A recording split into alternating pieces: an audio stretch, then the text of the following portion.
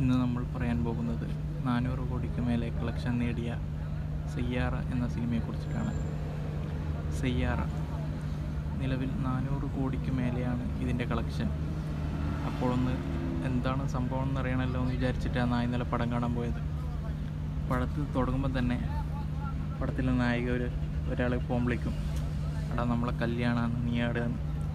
അപ്പോൾ ചെക്കൻ പറയും, എനിക്ക് വരാൻ പറ്റില്ല. ഓ എന്നാൽ നീ അടുത്ത ഫ്ലൈറ്റ് പിടിച്ചിട്ട് വാ.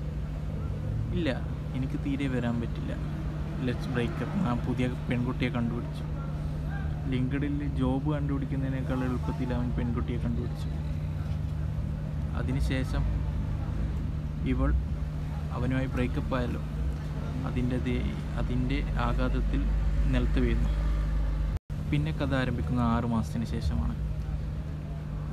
ബ്രേക്കപ്പിൻ്റെ ക്ഷീണമൊക്കെ മാറി എന്ന് പറഞ്ഞ സമയത്ത് മകളെ ജോലിക്ക് വിടുന്ന അച്ഛൻ, ആ സമയത്താണ് തൻ്റെ അച്ഛൻ്റെ കാറിൻ്റെ മുമ്പിലൂടെ ഒരു ഹാർലി ഡേവിഡ്സൺ എടുത്തിട്ട് പുതിയ നായകൻ പോകുന്നത്. അപ്പം നായികയൊന്ന് നോക്കി. അതിനുശേഷം നായകനും കൂട്ടിമുട്ടുന്നു. അങ്ങനെ അവർ തമ്മിൽ ലവില്ലാവുന്നു. നായികക്ക് മറവിൻ്റെ അസുഖമുണ്ട്. പ്രേമിക്കാൻ ഒഴിച്ച് ബാക്കിയെല്ലാം നായിക മറക്കും, പ്രേമം മറക്കില്ല. അങ്ങനെ നായകനുമായിട്ട് പ്രേമിച്ച് നടക്കുമ്പോഴാണ് ഡോക്ടറെ കാണാൻ പോകുക.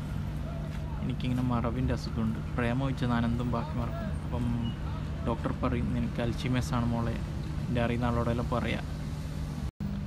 അങ്ങനെ ആരോടും പറയാതെ ഡോക്ടറനുസരിച്ച് വീട്ടിൽ പോകുന്നു. അതിനുശേഷം തൻ്റെ എക്സ് തിരിച്ചു വരുന്നു. എക്സ് തിരിച്ചു വരുമ്പോൾ തൻ്റെ പുതിയ കാമുകനെ പോലെ അവനോട് ബിഹേവ് ചെയ്യുക, പുതിയ കാമുകനോട് എക്സിനെ പോലെ ബിഹേവ് ചെയ്യുക, ഇതന്നെ പരിപാടി. അവസാനം ക്ലൈമാക്സ് എത്തുമ്പോൾ അൽഷിമേഴ്സ് വരെ തോറ്റുപോകും.